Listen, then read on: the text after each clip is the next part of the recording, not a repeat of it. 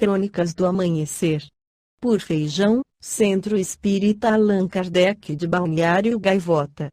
Balneário Gaivota, 16 de abril de 2026.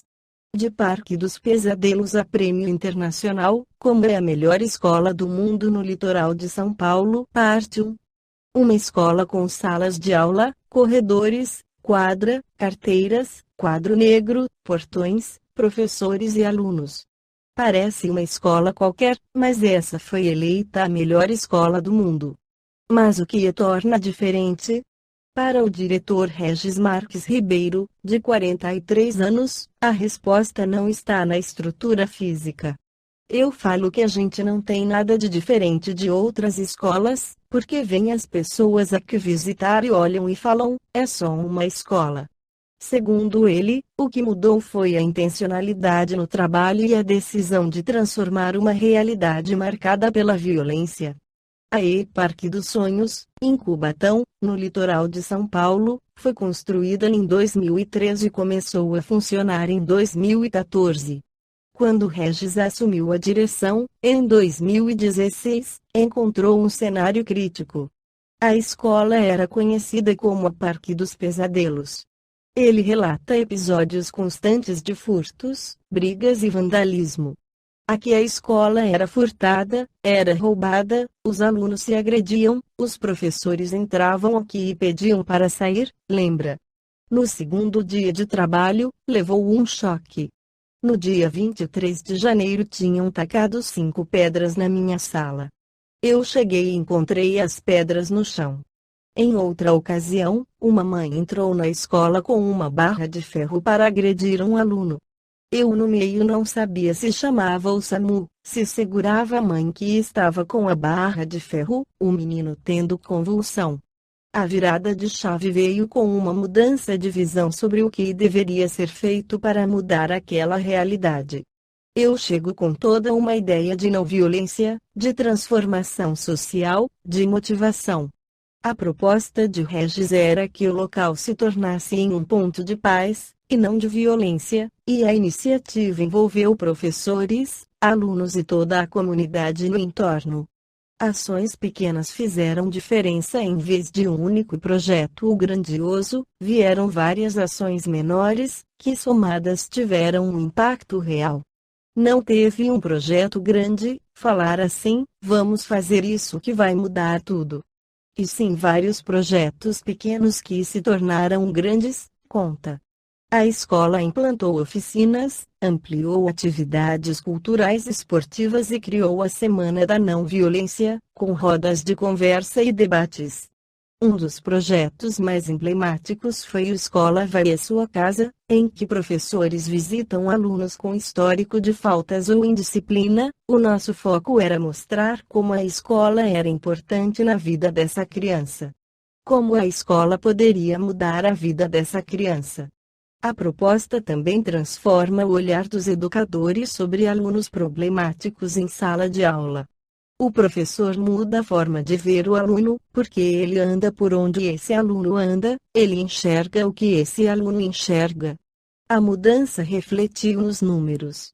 A escola, que tinha 116 alunos em 2016, iniciou 2026 com cerca de 1.200, crescimento de mais de 1000%.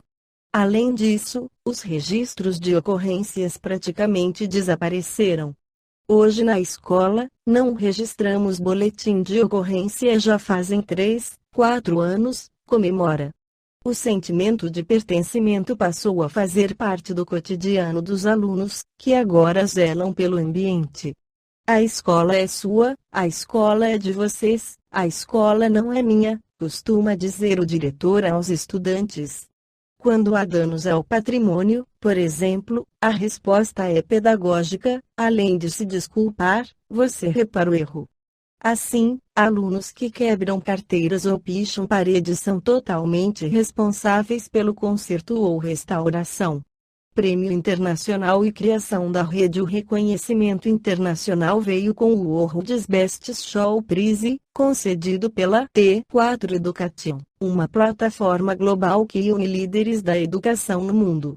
Em setembro de 2025, a Parque dos Sonhos venceu na categoria Superação de Adversidades, justamente pelo enfrentamento da violência e pela construção de uma cultura de paz em uma região de vulnerabilidade social de Cubatão. A premiação impulsionou a criação da Rede Escolas dos Sonhos, que começa em 2026 com um projeto piloto em 105 unidades estaduais. A nossa ideia é trabalhar em rede, afirma Regis. As escolas participantes deverão estruturar planos de melhoria da convivência, com acompanhamento e metas. Na terceira parte do Livro dos Espíritos, Allan Kardec esclarece na Lei do Trabalho sobre a educação, na questão 685. Tem o homem o direito de repousar na velhice? Sim, que a nada é obrigado, senão de acordo com as suas forças, mas que há de fazer o velho que precisa trabalhar para viver e não pode. O forte deve trabalhar para o fraco. Não tendo este família, a sociedade deve fazer as vezes desta. É a lei de caridade. Não basta se diga ao homem que lhe corre o dever de trabalhar. É preciso que aquele que tem de prover a sua existência por meio do trabalho encontre em que se ocupar, o que nem sempre acontece. Quando se generaliza, a suspensão do trabalho assume as proporções de um flagelo, qual a miséria. A ciência econômica procura remédio para isso no equilíbrio entre a produção e o consumo. Mas esse equilíbrio, dado seja possível estabelecer-se, sofrerá sempre intermitências, durante as quais não deixa o trabalhador de ter que viver. Há um elemento, que se não costuma fazer pesar na balança e sem o qual a ciência econômica não passa de simples teoria. Esse elemento é a educação, não a educação intelectual, mas a educação moral. Não nos referimos, porém, à educação moral pelos livros e sim a que consiste na arte de formar os caracteres, a que incute hábitos, porquanto a educação é o conjunto dos hábitos adquiridos. Considerando-se aluvião de indivíduos que todos os dias são lançados na torrente da população, sem princípios, sem freio e entregues a seus próprios instintos, serão de espantar as consequências desastrosas que daí decorrem.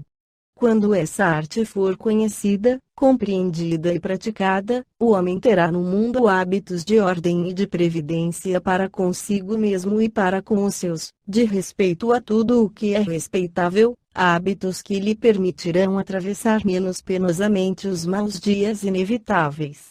A desordem e a imprevidência são duas chagas que só uma educação bem entendida pode curar. Esse é o ponto de partida, o elemento real do bem-estar, o penhor da segurança de todos.